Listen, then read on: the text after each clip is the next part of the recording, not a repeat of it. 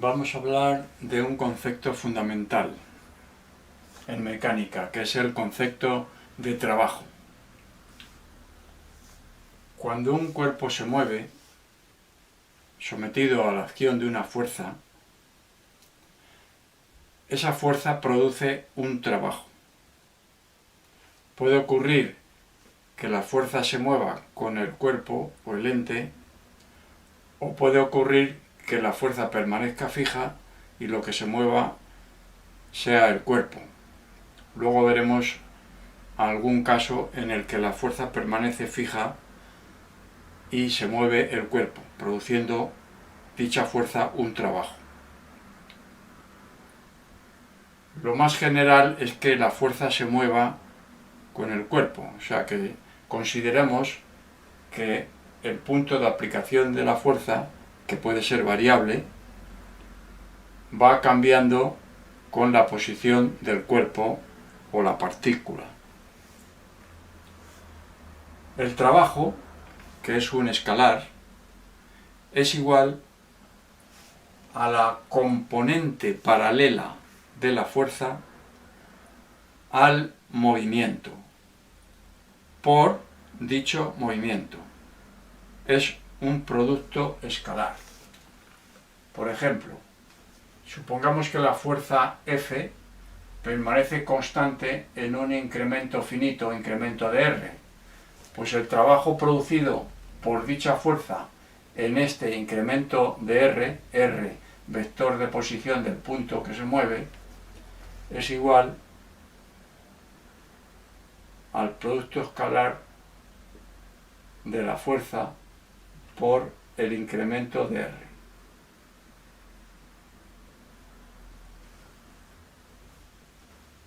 Que, como ya sabemos, es igual al módulo de F por el módulo de incremento de R por el coseno del ángulo que forman la fuerza y el camino recorrido. El signo del trabajo será positivo o negativo en función del valor de θ. Si θ está comprendido entre 0 y pi medios en radianes, la proyección de la fuerza tiene el mismo sentido que el camino recorrido, que el movimiento de la partícula. En este caso, el trabajo será positivo. Si el ángulo que forman los vectores fuerza y movimiento es mayor que pi medios y menor que pi, o sea que ocupa esta posición, entonces el trabajo será negativo, como se deduce de la aplicación del coseno en ese producto escalar. Naturalmente, ¿qué ocurre? Pues que la componente paralela a la dirección del movimiento de la fuerza F va en sentido contrario del movimiento. Por eso el trabajo es negativo.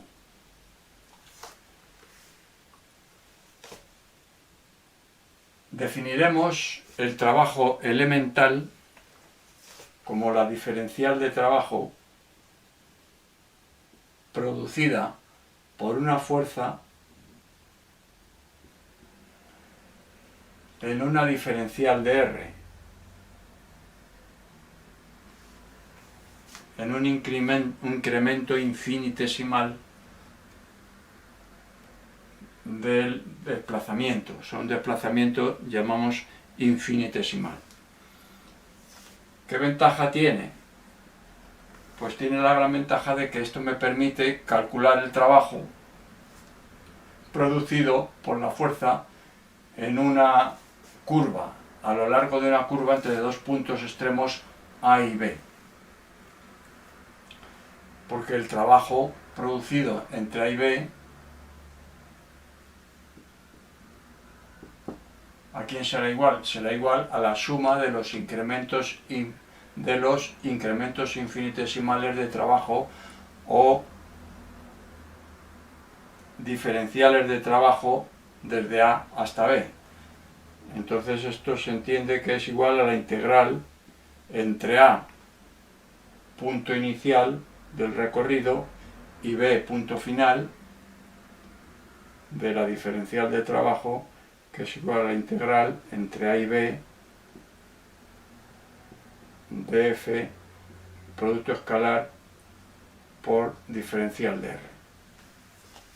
R. R será el vector de posición de la partícula o del cuerpo que se mueve a lo largo de la curva entre A y B. Esto no es más que una integral curvilínea de la que ya hablamos en su momento. El signo de F viene definido por el signo de sus componentes. Si tenemos un sistema de ejes, por ejemplo cartesiano, con los versores I, J, K,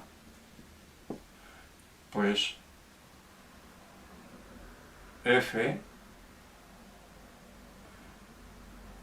en este caso que tenemos aquí dibujado, tendrá sus tres componentes, en el que F está en este cuadrante, pues resulta que esta componente es negativa, esta positiva y esta positiva. Luego entonces sería una componente negativa, que es esta. Esta sería la componente en X, que es, este es el eje X, este es el eje Y y este es el eje Z. Si estamos en el segundo cuadrante, pues la F sub X, que es esta, sería negativa. Esta sería la F sub Y por J más la F sub Z por K. Bueno, ya digo que a la hora de integrar, lo más importante es que el signo de la fuerza viene definido por el signo de sus componentes. ¿Y el signo de diferencial de R? Pues el signo de diferencial de R viene definido por los límites de integración. El A, límite de integración inferior, corresponde al punto inicial del recorrido, y el B corresponde al punto final. O sea que en cuanto a signos, que quede claro que el signo de la fuerza viene determinado por el signo de sus componentes, y el signo de diferencial de R viene determinado por el punto inicial y el punto final a la hora de integrar. A corresponde al punto inicial y B al punto final del recorrido. O sea que el diferencial de R en cartesianas siempre será diferencial de X por Y más diferencial de Y por J más diferencial de Z por K. Y las tres diferenciales son positivas, mientras que aquí puede haber alguna negativa. Esto hay que tener cuidado con ello a la hora de hacer la integral, porque puede dar lugar a errores si no se considera tal y como lo estoy diciendo. Bueno, sistemas de coordenadas que se pueden utilizar para definir el trabajo elemental diferencial de T. Hemos hablado del cartesiano, con lo cual definiríamos que la diferencial de trabajo sería igual a F, producto escalar por diferencial de R, que sería igual, como I, J y K son versores ortogonales, sería igual producto de Fx por diferencial de X más F sub I por diferencial de Y más F sub Z por diferencial de Z. En polares, por ejemplo, en el caso de que tenemos definida la coordenada ρ, la coordenada θ, y aquí tenemos el versor u sub ρ y el versor u sub θ, que son los versores de referencia. El ángulo θ viene referido a una dirección cualquiera, que puede ser un eje que llamemos X. θ y ρ me definen la posición del punto, y u sub ρ y u sub θ los versores, que son el u sub ρ de la dirección de ρ y sentido el de los ρ crecientes, y el u sub θ ortogonal a u sub ρ o tangente a la curva coordenada en la que varía θ, y en el sentido positivo de las θ crecientes. En este caso tendríamos que escribir, vamos a borrar aquí,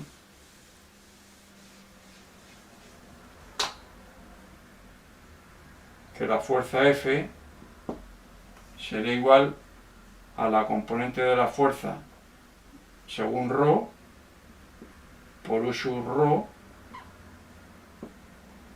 más F sub θ, componente de la fuerza en la dirección de u sub θ, por u sub θ. Versores que son también u sub ρ y u sub θ ortogonales. La diferencial del vector R, del vector de posición, por el que hay que multiplicar ahora escalarmente, ¿cuál será? Pues será la diferencial de ρ, que estará en este sentido, o en el contrario, pero bueno, será un segmento tal que así. Vamos a ponerlo un poco más grande. Este sería la diferencial de ρ, y aquí tendríamos la diferencial que me lleva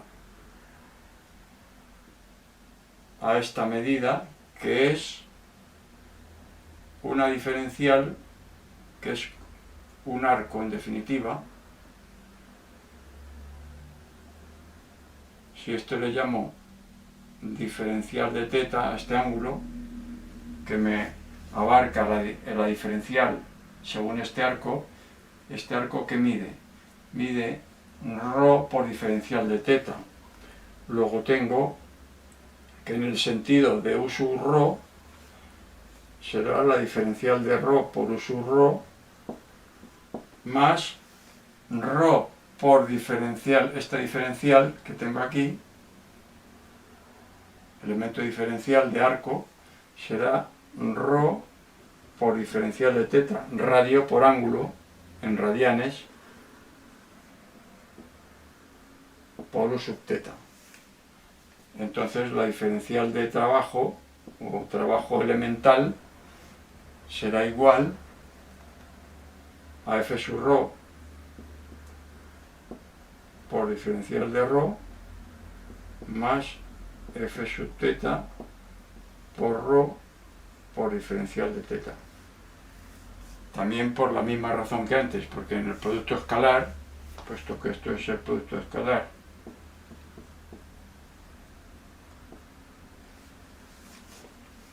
los dos versores de referencia son ortogonales. Luego el producto escalar se obtiene multiplicando componente a componente. En el caso de coordenadas cilíndricas es parecido al de polares, pero añadiendo el versor K de la dirección de Z.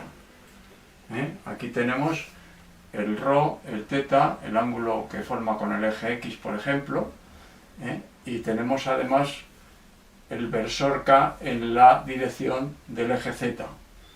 Estas son coordenadas en el plano, las polares, y las cilíndricas son coordenadas en el espacio. En el caso de las cilíndricas, lo que hay que añadir aquí, que es el versor K y la componente de la fuerza en dirección K y la componente de diferencial de R también en esa misma dirección, en la dirección del eje Z. Luego habría que añadir aquí más f sub z por k. K es el mismo versor de las cartesianas. Y aquí habría que añadir diferencial de z por k. Con lo cual este producto escalar, lo que hay que hacer es añadir aquí el producto de fz por diferencial de z. Aquí se ve, hemos dibujado el elemento diferencial de volumen en cilíndricas. Es bueno tener esta imagen clara de cómo es el elemento diferencial en cilíndricas, porque nos facilita a la hora de calcular todas estas integrales y elementos diferenciales. Este elemento de volumen, elemento diferencial de volumen, no es un paralelepípedo, como ocurre en las cartesianas. En las cartesianas sí es un paralelepípedo rectangular. El elemento diferencial de volumen, si esta es la x, esta es la y y esta es la z, esta es la diferencial de y, esta es la diferencial de x y este es la diferencial de z. El paralelepípedo rectangular tiene esas tres aristas. Aquí, como se ve, no es rectangular, pero debido a que estamos manejando elementos infinitesimales, se puede asimilar a esto a la hora de calcular.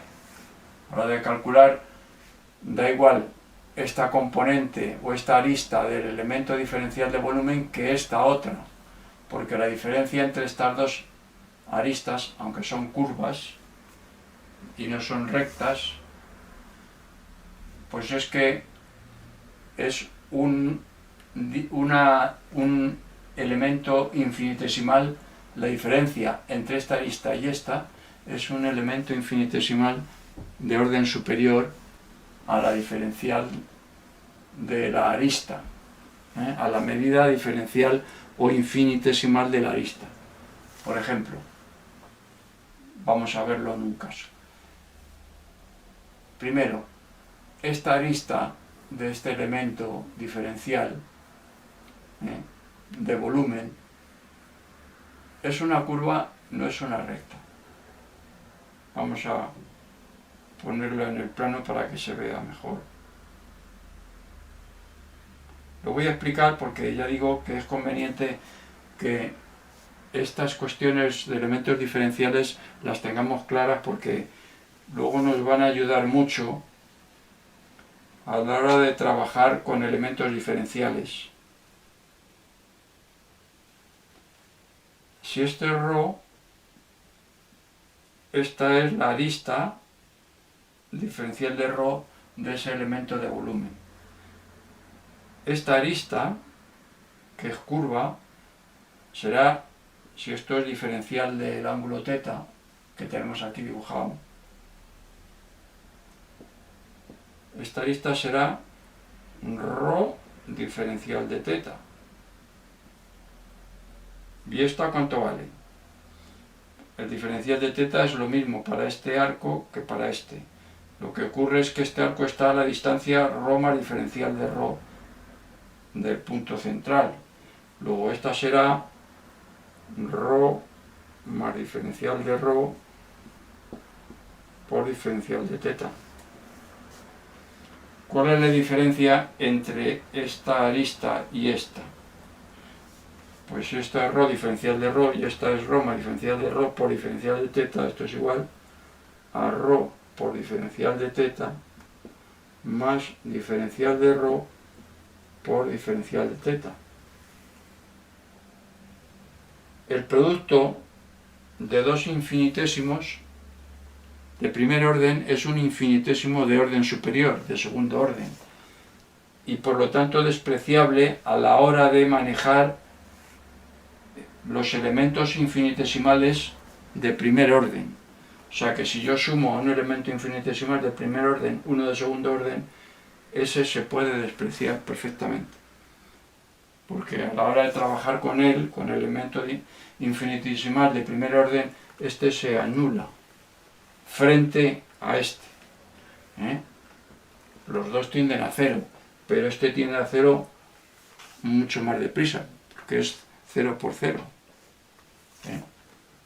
O sea, es de segundo orden.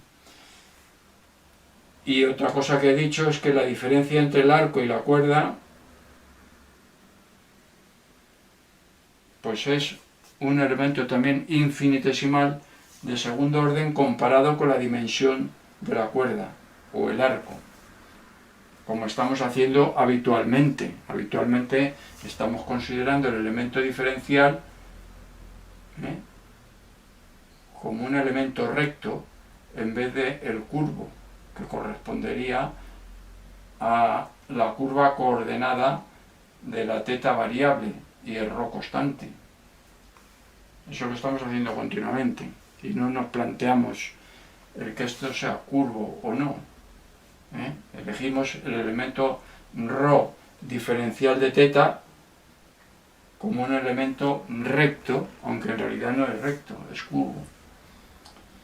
Bueno, otro sistema de coordenadas que solemos utilizar es el de las esféricas. Es más complicado, algo más complicado que este.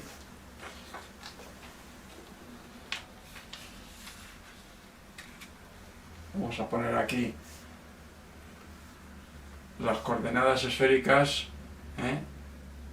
la teta, el ángulo phi y r, el radio vector. El ángulo teta, el ángulo que forma el radio vector con el eje vertical, y el ángulo phi, el ángulo que forma la proyección del radio vector con un eje, en este caso del plano XY horizontal, hemos elegido el eje X. Estas tres coordenadas, phi, teta y r, me sitúan el punto perfectamente. Luego estas son las coordenadas esféricas que hemos utilizado ya en alguna ocasión. En este caso, pues también observando la figura del elemento diferencial de volumen, se puede obtener la diferencial de r en función de los versores, el uso teta tangente a la curva coordenada con la teta variable, los otros dos, el phi y el r constante, el u sub phi tangente a la curva coordenada que corresponde a la phi variable, y el u sub r que corresponde a la curva coordenada de la r, que varía según el radio vector. Bueno, pues estos tres versores son también ortogonales, con lo cual es bastante simple la expresión de diferencial de t. Vamos a escribirla aquí.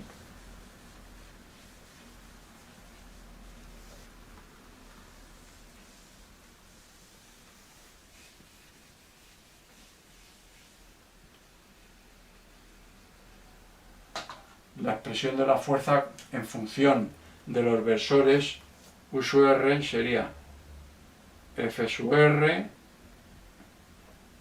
por U sub r. U sub r es este versor. F sub teta por U sub teta, el versor que tenemos aquí. Y el versor U sub phi que multiplica la componente F sub phi. Y la diferencial de R, en el caso de las esféricas, ¿cuál sería? Pues vamos a ver, vamos a observar la figura y tendremos la diferencial de R sería también la diferencial de R igual. Tenemos que esto sería la diferencial de R por U sub R, en el mismo sentido de las R crecientes, mismo sentido que U sub R. En teta, en la dirección de U sub teta, ¿cuál sería la componente diferencial? Pues sería este arco que es R por diferencial de teta.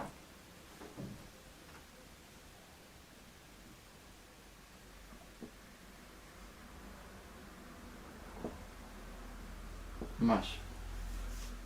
Y en la dirección de U sub phi, ¿cuál sería el elemento diferencial para diferenciar como componente de la diferencial de R? Que la tenemos aquí dibujada en la diagonal de ese elemento de volumen. Pues sería este radio, que es R por el seno de teta. R por el seno de teta es este radio. Y si lo multiplicamos por diferencial de phi, radio por el ángulo me da el arco diferencial. Luego más R por el seno de teta por diferencial de phi, y eso por U sub phi. Entonces la diferencial de trabajo, F escalar diferencial de R, ¿a quién sería igual? F sub R por diferencial de R más F sub teta por R por diferencial de teta más F sub phi por R por seno de teta por diferencial de phi.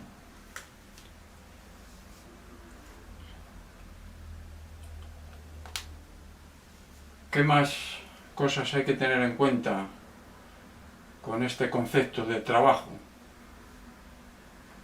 Si la curva sobre la que se mueve la partícula o el cuerpo es una curva obligada, o sea, imaginemos que es una curva materializada por un alambre o lo que sea, y aquí el cuerpo está ensartado por ese alambre, de tal manera que el cuerpo o la partícula está obligada a moverse según esa base curva. En este caso, si no hay rozamiento, la reacción R es ortogonal al camino. O sea que la diferencial, si yo tengo aquí la diferencial de R, si R es ortogonal a la diferencial de R, porque no hay rozamiento, al ser solo una línea con deslizamiento puro, sin rozamiento, la reacción es ortogonal, la reacción que da la curva sobre la partícula o el cuerpo es ortogonal al camino recorrido. Luego, en este caso, ¿qué pasa? Pues que el trabajo que se produce por esa reacción, el T sub R, ese trabajo elemental, es nulo, el elemental y el total. O sea que no habría que considerar la reacción a lo largo de ese camino obligado para calcular el trabajo total. Otra cuestión interesante, y es que cuando la partícula o el cuerpo está sometida a varias fuerzas, el trabajo total es igual a la suma de los trabajos de cada una de las fuerzas. ¿Eso es debido a qué? A la propiedad distributiva del producto escalar.